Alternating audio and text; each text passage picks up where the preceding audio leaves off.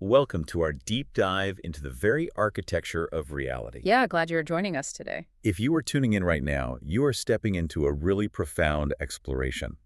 We are looking at how humanity learned to parse, quantify, and ultimately master the physical universe. Right, and our guide for this journey is this incredibly comprehensive material from DK Publishing. Yeah, their 2022 release.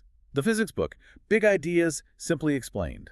And I want to emphasize right away that this isn't just a dry chronology of equations. Not at all. It is really a structural analysis of human cognition. Exactly. The mission for today is to trace the entire trajectory of measurement, from early hominids using their own limbs to gauge immediate physical threats. Just trying not to get eaten? Right, all the way to modern metrologists anchoring the definition of space itself to the speed of light in a vacuum. It is a massive leap. We will be examining the epistemological shift from myth-making to empirical observation. And how the formalization of the scientific method allowed us to essentially decode the mechanics of the cosmos.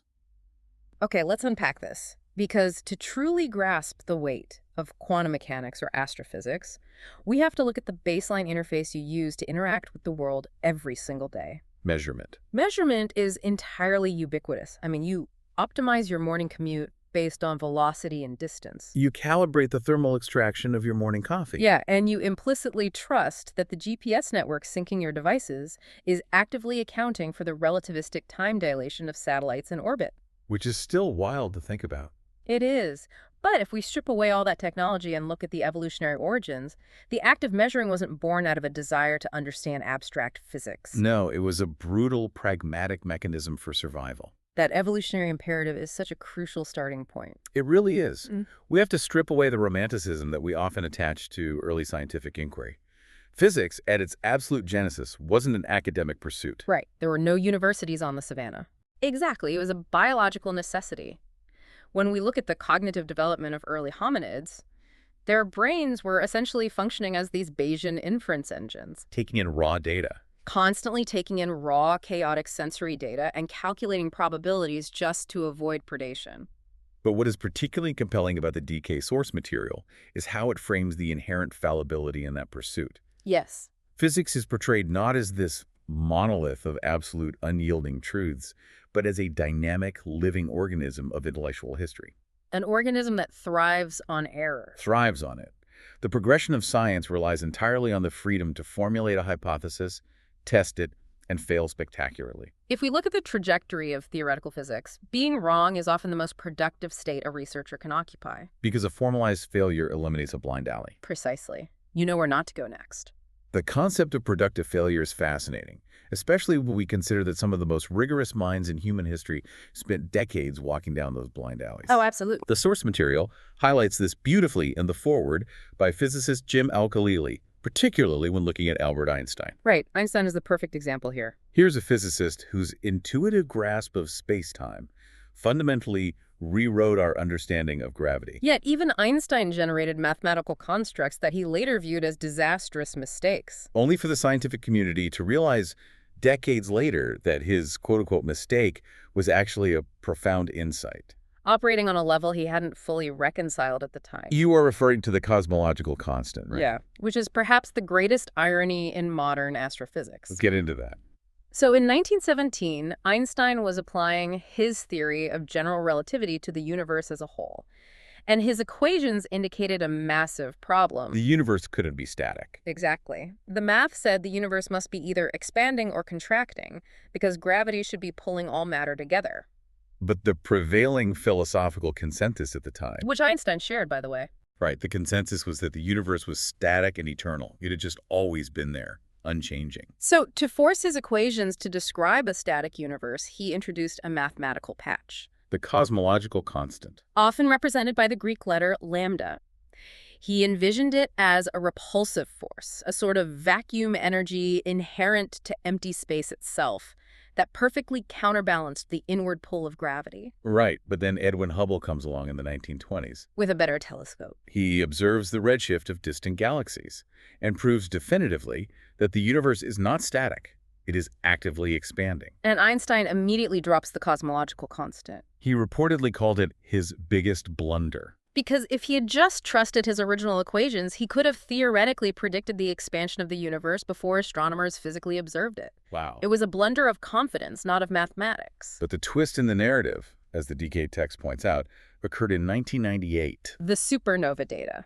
Right. Cosmologists studying Type Ia supernovae discovered something that completely shattered the standard model. The expansion of the universe isn't just happening. It is accelerating. Galaxies are flying apart faster and faster. And to explain this acceleration, physicists postulated the existence of dark energy. This unknown force driving space apart, and when you looked at the theoretical properties of this dark energy, It behaves exactly like the vacuum energy Einstein described, with his cosmological constant. exactly. Empty space actually possesses an intrinsic energy that exerts a negative pressure. So, changing the nomenclature from dark energy back to vacuum energy isn't just a semantic shift. No, it represents a massive theoretical advance. It demonstrates that a theory can be mathematically robust even if the observational data of the era cannot justify it yet. It took almost a century of technological advancement for our telescopes to catch up to the math Einstein tried to throw in the trash. It really did. That sets up a beautiful paradigm for this entire deep dive. The history of physics is the history of our observational tools catching up to our theoretical frameworks. And vice versa. So let's trace that back to the absolute beginning. Section 1. Right, section 1 of our outline deals with the primal need to predict and measure.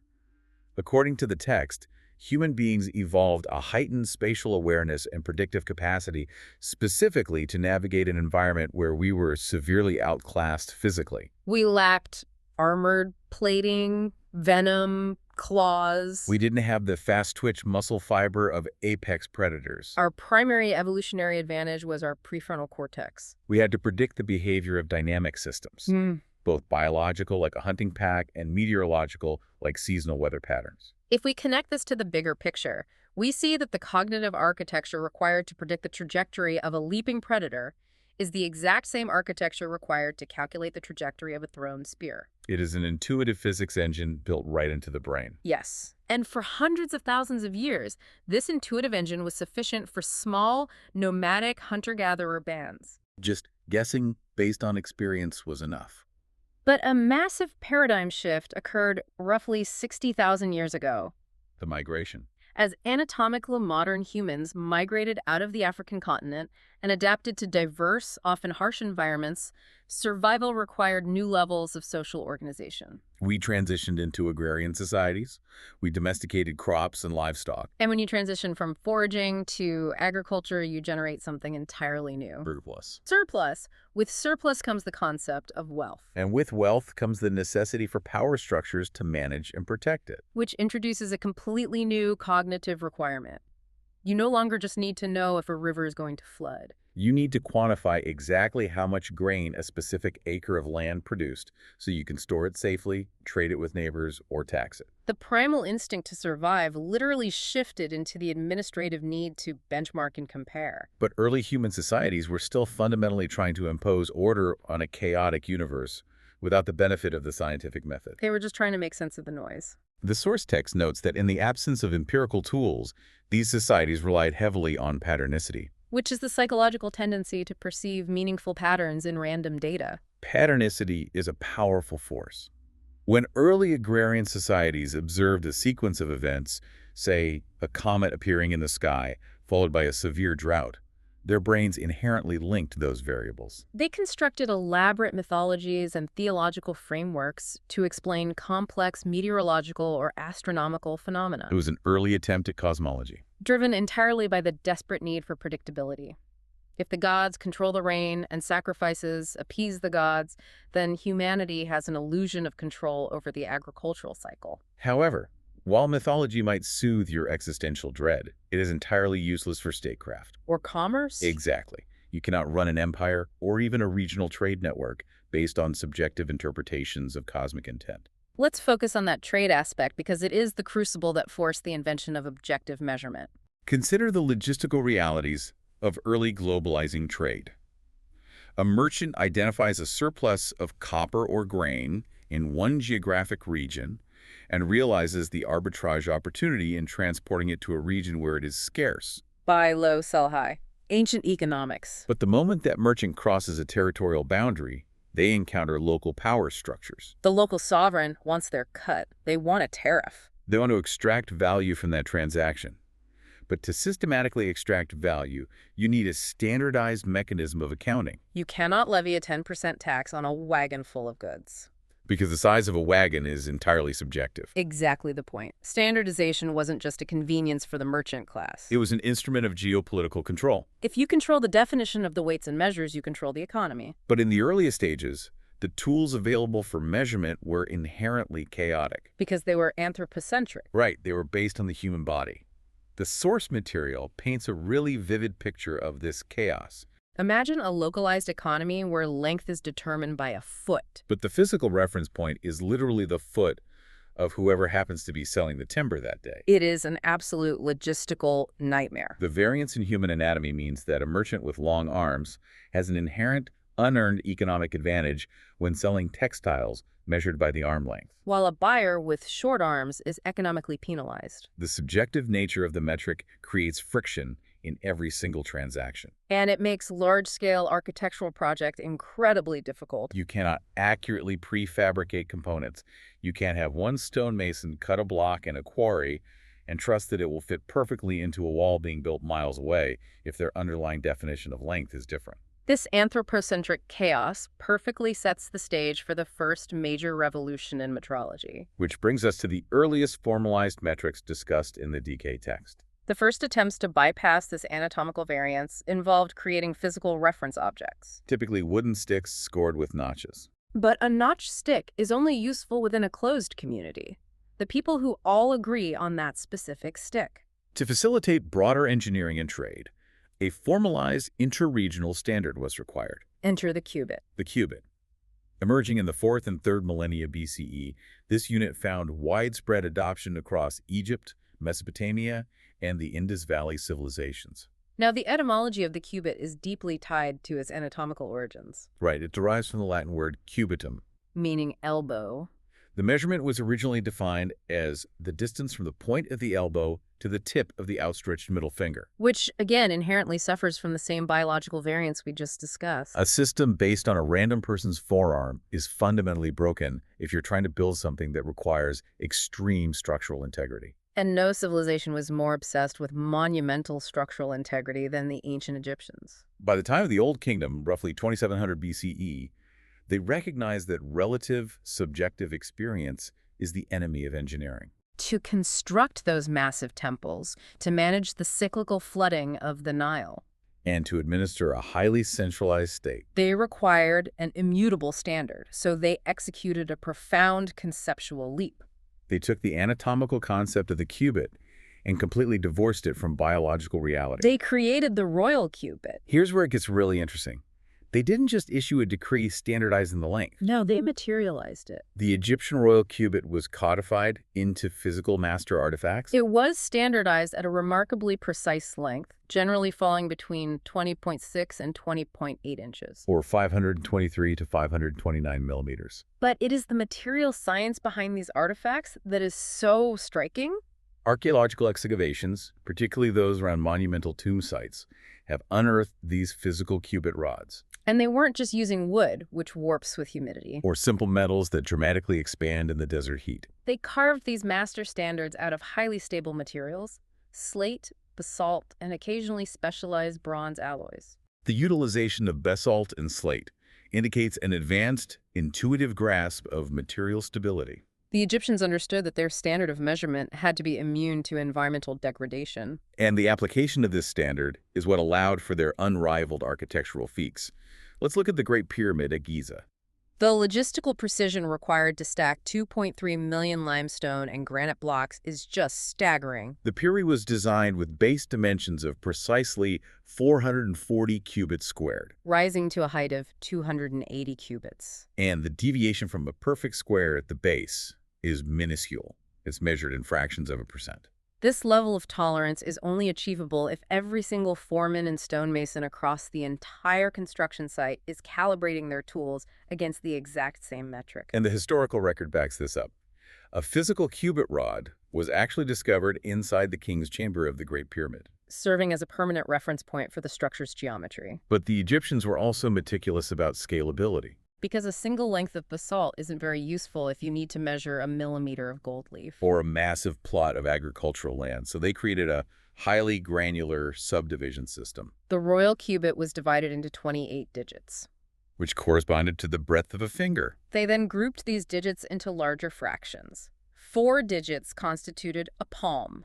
5 digits made a hand. Moving up, 12 digits formed a small span. And 14 digits, which is exactly half a cubit, was a large span. The elegance of that system is its fractional utility.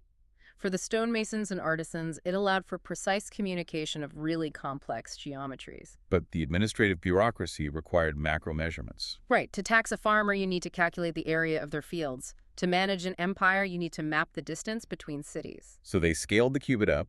They established the ket, equivalent to 100 cubits. which was the standard unit for surveying agricultural boundaries. For vast geographical distances, they used the adder, representing 20,000 cubits. What we are seeing here is the invention of a comprehensive, scalar mathematical language. It allowed the central authority to quantify, and therefore control, every aspect of the physical domain. It is a masterclass in bureaucratic engineering. But the incredible utility of the cubit ensured that it wouldn't remain contained within the borders of Egypt. As trade routes expanded and empires clashed, the concept of a formalized physical standard began to propagate globally. Section 4 of our source text tracks this massive spread.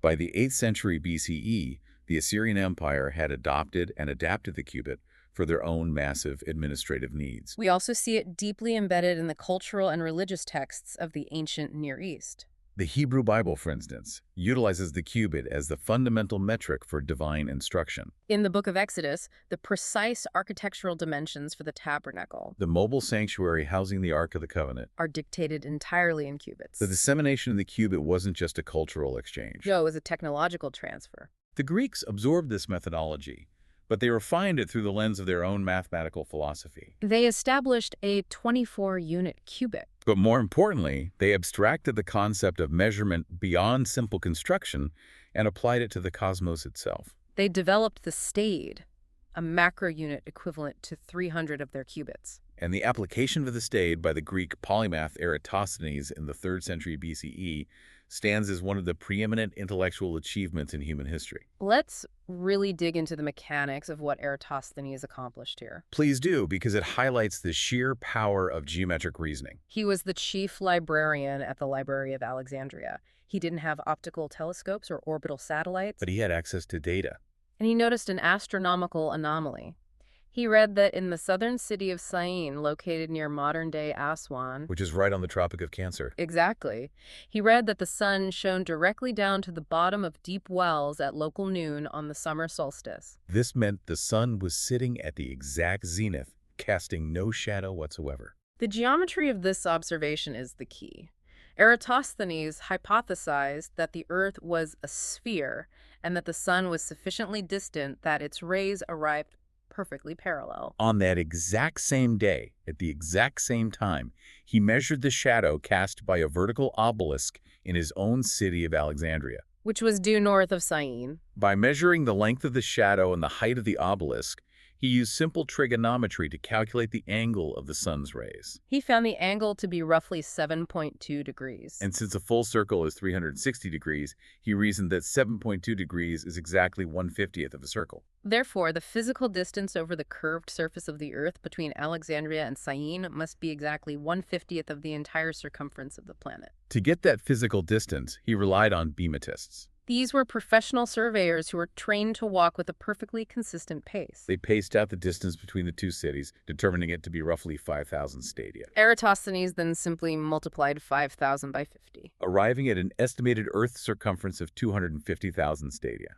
which he later refined to 252,000 stadia, just to make it evenly divisible by 360 for degrees. Depending on the exact historical length of the stadium unit he was using, whether it was the Attic stade or the longer Egyptian stade, his calculation was astonishingly close to the modern accepted circumference of roughly 24,900 miles. But the magnitude of this achievement isn't just about the numerical accuracy.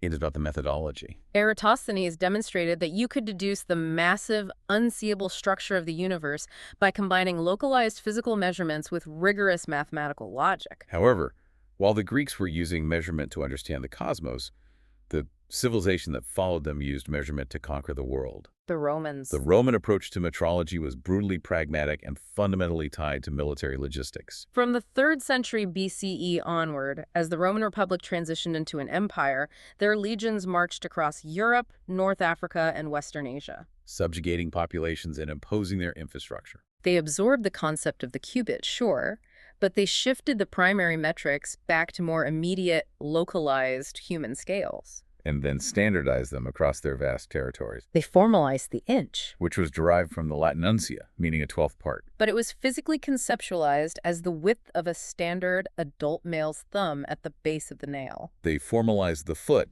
which obviously corresponded to an anatomical foot. But their most significant contribution to spatial measurement, from a logistical standpoint, was the mile. The Roman military machine required precise tracking of troop movements, supply lines, and the engineering of their vast network of paved roads, The term mile is derived from the Latin phrase milli passus. which translates literally to 1,000 paces. In the Roman system, a single pace consisted of 2 steps, a full cycle of the left and right foot, and was standardized at 5 Roman feet. Therefore, 1,000 paces equaled 5,000 Roman feet. As they laid their roads, they placed physical milestones every 1,000 paces. Permanently, physically encoding their metric system right into the landscape of Europe. And the persistence of that physical encoding is why those Roman units survived the collapse of the empire. They permeated the local cultures of the territories they occupied, particularly in places like Britain. Which leads to one of the more arbitrary moments in the history of measurement. Centuries after the Romans left, England was operating on a bastardized version of these Roman metrics. Mixed with local Anglo-Saxon agricultural measurements, like the furlong. By the late 16th century, the discrepancies between different regional definitions of the mile were causing significant administrative friction. So in 1593, Queen Elizabeth I passed a statute through Parliament that forcefully redefined the English mile. She decreed that the statute mile would be exactly 8 furlongs. And since a furlong was 660 feet, the mile was arbitrarily locked in at 5,280 feet. This raises an important question. The decree by Queen Elizabeth I perfectly illustrates the absolute fragility of imperial metrology. We have a globalizing civilization on the brink of the scientific revolution.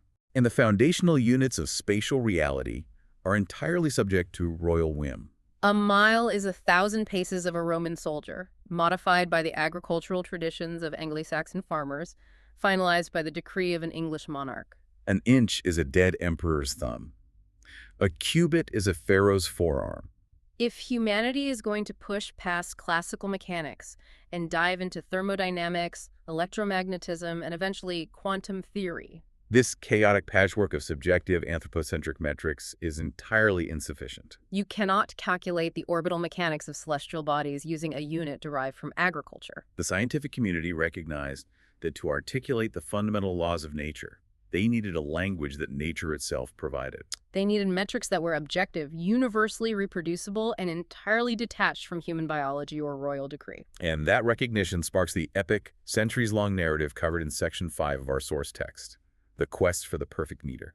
The conceptual foundation for a universal system began much earlier than most people realize. In 1585, a Flemish mathematician and engineer named Simon Stevin published a highly influential pamphlet Titled De Tiende, or The Art of Tenths. Stevens' work was revolutionary because it advocated for the comprehensive adoption of decimal fractions for all forms of measurement and currency. He recognized that the existing systems, which often relied on complex fractional divisions like dividing a foot into 12 inches or a pound into 16 ounces, created unnecessary computational friction. A base 10 decimal system, where units scale mathematically by factors of 10, is inherently elegant. And it vastly simplifies complex engineering and scientific calculations. Stephen accurately predicted that the universal adoption of decimal metrology was an absolute inevitability. But a decimal system is just a mathematical framework. It still requires a physical base unit, a primary standard of length from which everything else can be derived. Finding that physical base unit proved incredibly difficult.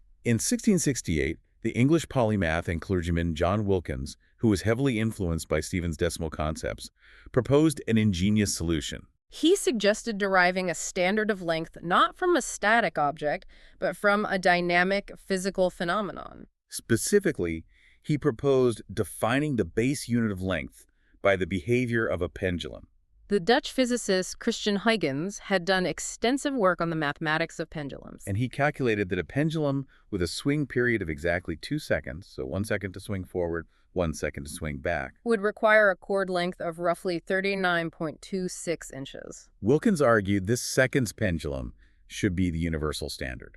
It was a theoretically brilliant proposition because it attempted to interlock the dimensions of space and time using the mechanism of gravity. Anyone, anywhere in the world could theoretically build a pendulum, time its swing, and perfectly reproduce the standard unit of length without needing access to a royal artifact, However, the premise contained a fatal flaw in its underlying physics. which was discovered shortly afterward. The period of a pendulum is dependent on the local acceleration of gravity. In 1672, the French astronomer Jean Richer traveled to Cayenne in South America, near the equator, and discovered that his pendulum clock ran significantly slower than it did in Paris. Because the Earth isn't a perfect sphere. It's an oblate spheroid. It bulges at the equator due to its rotation, Therefore, Cayenne is slightly further away from the Earth's center of mass than Paris is. meaning the gravitational pull is marginally weaker at the equator. A weaker gravitational pull means the pendulum swings slower. Thus, a seconds pendulum built in South America would have to be a different physical length than one built in Europe just to maintain that 2-second swing. The gravitational variation meant that a time-derived length was local, not universal. Precisely.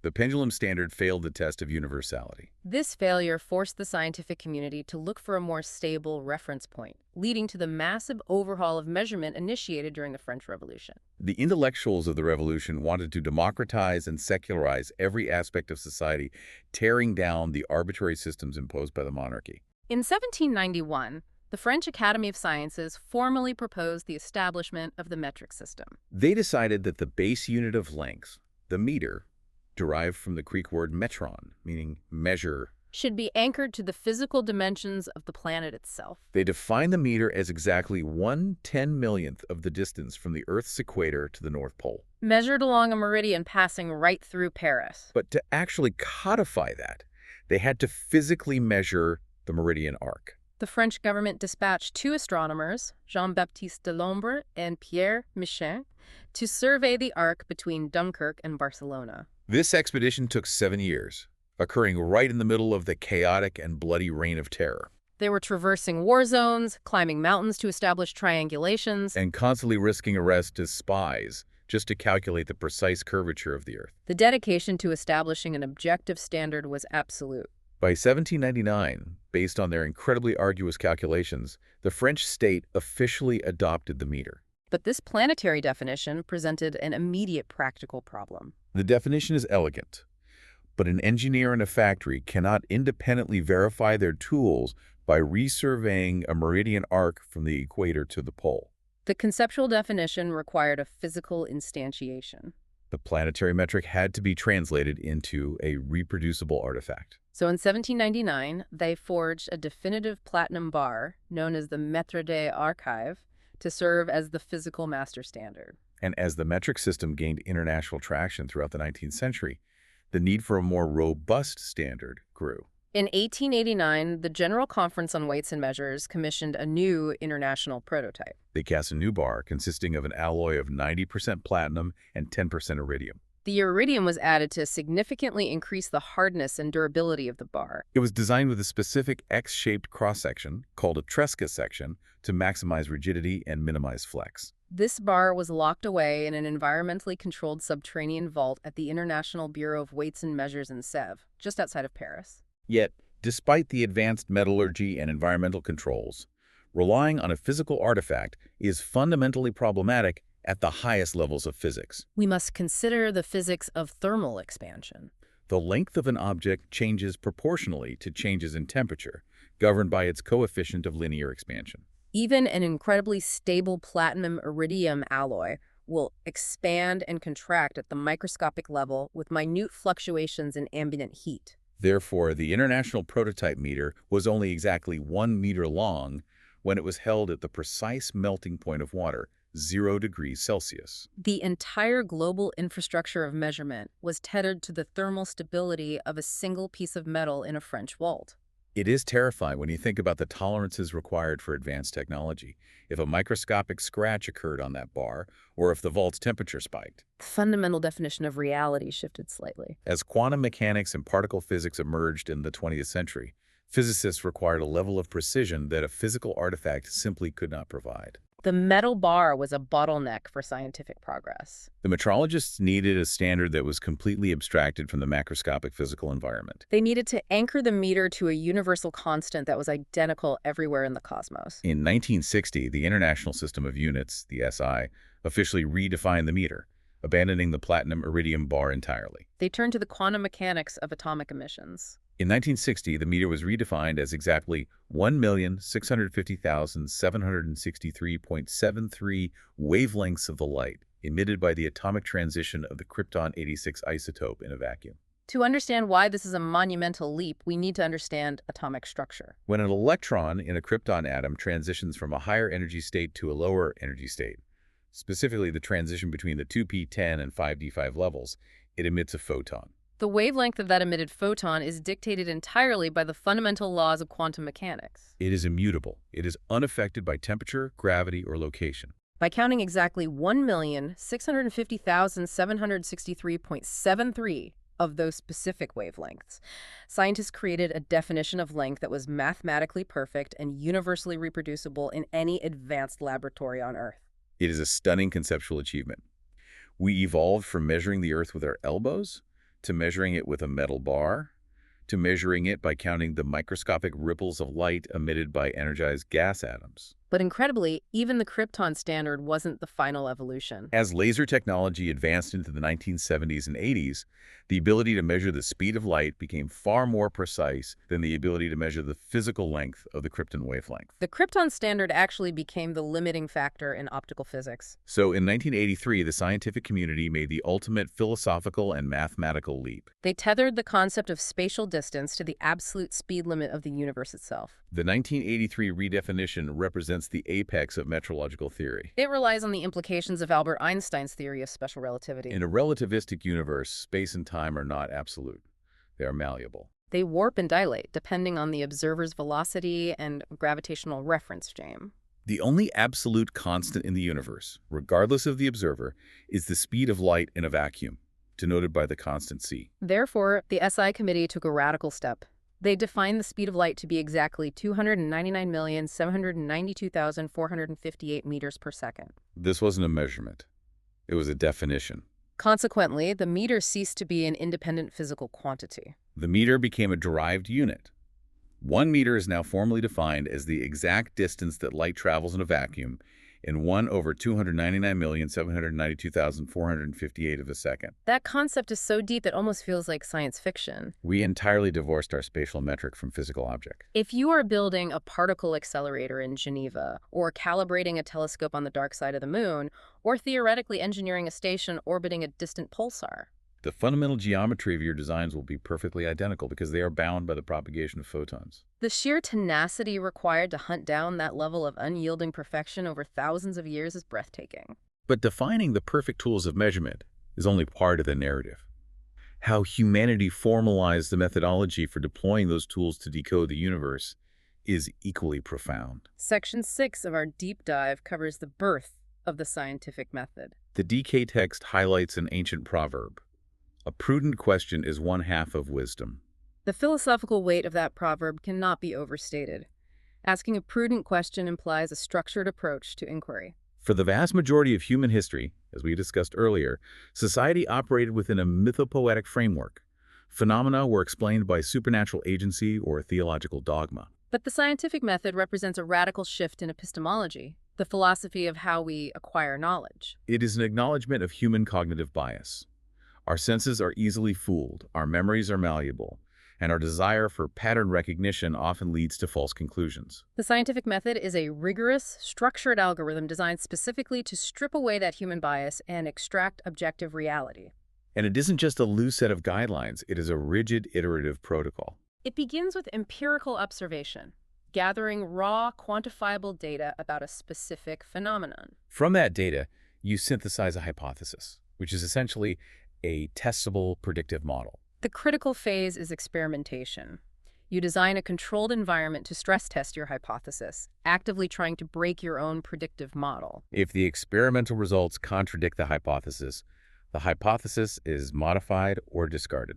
If it survives, the entire methodology and data set are published for peer review, subjecting the findings to the hostile scrutiny of the broader scientific community. Knowledge is only accepted when it survives relentless assault. The historical roots of this epistemological framework require us to look back at the intellectual centers of antiquity.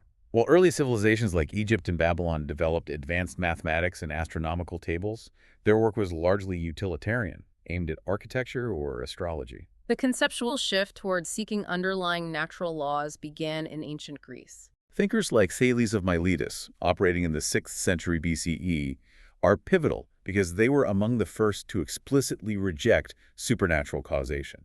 Thales argued that natural phenomena like earthquakes or eclipses were driven by physical processes, not the whims of deities. Later, the rationalist traditions of Socrates and Plato emphasized dialectic debate and mathematical logic, but their approaches were heavily theoretical, often disconnected from the messy realities of the physical world. Plato was famous for his theory of forms, the idea that the physical world is just a flawed shadow of a perfect abstract reality. Which is a beautiful philosophical concept, but it isn't very helpful if you want to understand how a biological organism functions. The true pivot toward empirical science, the insistence that knowledge must be derived from direct sensory observation of the physical world, came from Plato's most famous student, Aristotle. Aristotle lived from 384 to 322 BCE, and he fundamentally rejected the idea that sitting in a room thinking deeply was sufficient to understand the universe. He was the pioneer of empirical inquiry. Aristotle recognized that pure reason, untethered from observation, often leads to elegant but entirely incorrect conclusions. He believed in active investigation. And the DK text provides a superb illustration of his methodology. While on the island of Lesbos, Aristotle didn't just theorize about biology, he engaged in it. He spent time with local fishermen, physically examining and dissecting the marine life they hauled in. Through meticulous anatomical observation, he noticed crucial physiological distinctions. He observed that certain marine creatures possessed lungs rather than gills and gave birth to live young rather than laying eggs. Based on this direct empirical evidence, he concluded that dolphins and whales were not fish, but belonged to a separate class of animals, what we now call mammals. His work on biological taxonomy, categorizing organisms based on observed anatomical traits and reproductive methods, laid the groundwork for natural sciences for thousands of years. But it is vital to approach the history of science impartially, and our source text explicitly highlights the dual nature of Aristotle's legacy. While his methodology regarding biology was highly empirical, his attempts to model cosmology, the structure of the universe, were heavily flawed because he relied on common-sense intuition rather than rigorous experimentation. He codified the geocentric model, postulating that a static Earth resided perfectly at the center of the cosmos, with the sun, moon, and planets rotating around it in perfect, unblemished crystalline spheres. The geocentric model is entirely logical if your only instrument is the naked eye. From the perspective of a stationary observer on Earth, the celestial bodies genuinely appear to orbit us. The inherent danger which the history of science clearly demonstrates is not that Aristotle made an error. The danger arises when a scientific hypothesis is insulated from revision by institutional power. The DK text impartially recounts the historical reality that Aristotle's geocentric cosmology, further refined mathematically by Ptolemy's complex system of epicycles, was eventually adopted and heavily enforced by massive institutional structures, most notably the Catholic Church in Europe. Historically speaking, as detailed in our source material, the institutionalization of the geocentric model occurred because it aligned seamlessly with a specific theological interpretation of Scripture, which placed humanity at the absolute moral and physical center of creation. When a cosmological model becomes a cornerstone of religious orthodoxy, questioning the physics becomes synonymous with questioning the theology. The text notes that this institutional enforcement actively discouraged the pursuit of new ideas and alternative models for nearly 2 millennia. It is a stark historical demonstration of what happens to scientific progress when the requirement to continually ask prudent questions is suppressed. When authority dictates the structure of reality rather than observation dictating reality, intellectual stagnation is inevitable. Following the fragmentation and collapse of the Western Roman Empire, Europe entered a prolonged period of societal fracture, economic contraction, and widespread conflict, often referred to as the Dark Ages. During this era, the rigorous pursuit of empirical science effectively ground to a halt in Western Europe. Much of the classical Greek and Roman knowledge was ignored, lost, or actively destroyed. However, the conceptual framework of science is resilient. While Europe regressed, the torch of intellectual inquiry was carefully preserved and significantly advanced across the Islamic world and Asia. Section 7 of our deep dive covers this crucial transmission of knowledge. The Islamic Golden Age, spanning from the 8th to the 14th centuries, wasn't just a holding pattern for classical ideas. It was an era of explosive scientific innovation. The Abbasid Caliphate established the House of Wisdom in Baghdad, creating an intellectual hub where Greek, Persian, and Indian texts were translated, synthesized, and rigorously expanded upon. The scholars of this era deeply understood the necessity of experimental verification. In the 10th and 11th centuries, brilliant physicists like Ibn al-Haytham and Ibn Sahl completely revolutionized the field of optics. Ibn al-Haytham is a particularly monumental figure in the history of the scientific method. His masterwork, the Book of Optics, systematically dismantled the classical Greek theory of vision. The prevailing Greek theory, championed by Ptolemy, posited that the eyes emitted rays of light that scanned objects, like radar.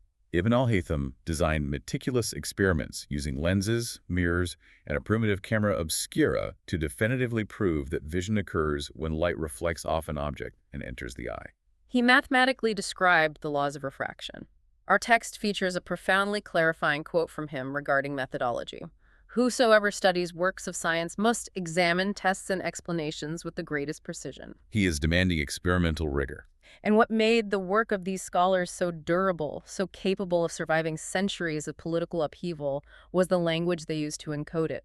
The Islamic scholars vastly expanded the field of mathematics, developing algebra from the Arabic algebra and advanced trigonometry. Mathematics is the ultimate universally objective language. A complex polynomial equation or geometric proof is completely immune to cultural bias, political ideology, or translation errors. An algorithm functions identically, whether it is calculated by a scholar in Baghdad or an engineer in modern Tokyo. By utilizing advanced mathematics as the substrate for their physics, these scholars ensured their discoveries could be universally parsed. That universal mathematical language proved crucial when global geopolitical dynamics shifted. As maritime trade routes expanded and intellectual exchange accelerated, this massive reservoir of advanced astronomical, medical, and mathematical knowledge began flowing back into Western Europe. This influx of preserved classical texts and advanced Islamic science acted as a primary catalyst for the Renaissance. European intellectuals were suddenly confronted with robust mathematical tools and experimental methodologies, reigniting the dormant drive to empirically investigate the natural world. They began applying the strict logic of mathematics to the fundamental questions of motion and cosmology. And that collision between advanced mathematics and entrenched dogma sparked the scientific revolution. In the 16th century, the Polish astronomer Nicholas Copernicus applied mathematical modeling to planetary observations and formulated a mathematically simpler heliocentric model, placing the sun, not the Earth, at the center of the system. In the 17th century, the Italian polymath Galileo Galilei took this further. Galileo wasn't just relying on optical astronomy with his newly improved telescope, he was conducting foundational terrestrial physics experiments. He famously used inclined planes to study kinematics, rolling bronze balls down slopes to slow down the acceleration of gravity so he could accurately measure the time and distance. Galileo's inclined plane experiments are a masterclass in experimental design. He definitively proved that objects accelerate steadily as they fall, and crucially, that the rate of acceleration is entirely independent of the object's mass, directly contradicting the Aristotelian assertion that heavier objects fall faster. Galileo was stripping away the philosophical assumptions and replacing them with hard, quantifiable mathematical relationships. As the source text notes, Galileo and Copernicus faced severe institutional persecution for mathematically proving that the Earth was merely a moving body in a vast system rather than the static center of creation. But the mathematical momentum they generated was unstoppable. Their rigorous quantification of motion directly paved the way for the architect of classical mechanics, Sir Isaac Newton. So what does this all mean for the trajectory of human civilization? In 1687, Isaac Newton published the Principia Mathematica, arguably the most important scientific text ever written. Newton didn't just formulate the three laws of motion and the law of universal gravitation. He realized that the existing mathematics of algebra and geometry were insufficient to calculate the complex, continuously changing rates of acceleration he was describing. So he independently invented an entirely new branch of mathematics, calculus, specifically to model instantaneous rates of change in dynamic systems. Newton handed humanity the mathematical master key to decode the mechanics of the universe. The implications of classical Newtonian physics are what fundamentally engineered the modern world. Once you possess the mathematical language to perfectly predict the interaction of force, mass, and acceleration, you can transition from observation to manipulation. You can engineer complex mechanical systems. Newtonian physics provided the theoretical foundation for calculating load distribution, fluid dynamics, and energy transfer. This understanding directly facilitated the invention and optimization of steam engines, industrial water mills, and complex gear trains. The ability to mathematically control motion was the direct catalyst for the Industrial Revolution, shifting human society from a muscle-powered agricultural paradigm to a machine-powered industrial paradigm. The acceleration of human capability from that specific point forward is exponential. By the 19th and 20th centuries, science had evolved from the isolated pursuits of individual geniuses into a highly integrated global network of academic and experimental collaboration. Armed with universal metrics and advanced mathematics, titans of physics began unraveling the deeper layers of reality. You have James Clerk Maxwell mathematically unifying electricity and magnetism into the single force of electromagnetism, predicting the existence of radio waves. You have Sadi Carnot laying the foundation for thermodynamics, analyzing the theoretical limits of heat engines. You have Max Planck discovering that energy transfers in discrete packets, or quanta tearing open the bizarre domain of quantum mechanics. And Einstein comprehensively rewriting Newton's rules of gravity by demonstrating that space and time are a single, flexible fabric. It is a continuous, unbroken continuum of intellectual refinement. From the ancient Egyptian architect etching notches into a slab of basalt, to Eratosthenes pacing out the shadows of obelisks, to Ibn al-Haytham mathematically tracing the refraction of light, to Einstein grappling with the vacuum energy of the cosmos. The methodology evolved, the precision deepened, but the core objective never changed: to strip away the illusion of subjective perception and define the parameters of objective reality. Every technological apparatus surrounding us today is a direct culmination of that relentless pursuit. It truly is. You, listening right now, are the beneficiary of this thousands of years-long campaign of trial, error, mathematical struggle, and precise measurement. The very device you are using to access this deep dive, the lithium-ion battery providing voltage, the silicon microprocessors executing logic gates, the electromagnetic transceivers pulling data out of the air, every singular component operates entirely on the physics and metrology we've explored today. Humanity literally measured its way from the anatomical subjectivity of an elbow through the chaos of empires all the way to harnessing the immutable speed of light. It is a profound inheritance, but as we reflect on this progression, it leaves us with a deeply provocative consideration for the future. We began this inquiry examining an anthropocentric universe where humans measured the environment using the dimensions of their own bodies. We transition to a technological universe, anchored by the unyielding constancy of the speed of light and the vibrations of atomic isotopes. But theoretical physics is constantly pushing past the boundaries of the known. We are now attempting to mathematically map the unobservable edges of existence. We are developing models for the multiverse, trying to quantify the invisible gravitational mass of dark matter, and probing the deeply counterintuitive quantum realm where particles exist in states of probabilistic superposition, where a theoretical cat in a box is simultaneously alive and dead until the exact moment of observation. If the evolution of human understanding required us to progress from the physical qubit to the atomic clock, it raises a compelling question. As we venture further into these completely abstract, incomprehensible dimensions of reality, what entirely new languages and frameworks of measurement will humanity be forced to invent next? What a phenomenal concept to leave off on. The architecture of reality is still being drafted. If you ever feel overwhelmed by the sheer complexity of the modern world, remember that humanity figured it out one specific calculated measurement at a time, and that making colossal mistakes along the way was absolutely vital to the process. We encourage you to navigate your world with the relentless curiosity of an ancient philosopher, balanced by the rigorous precision of a modern physicist. Keep questioning your surroundings, and keep that sense of wonder highly calibrated until we meet again. Thank you for joining us on this deep dive.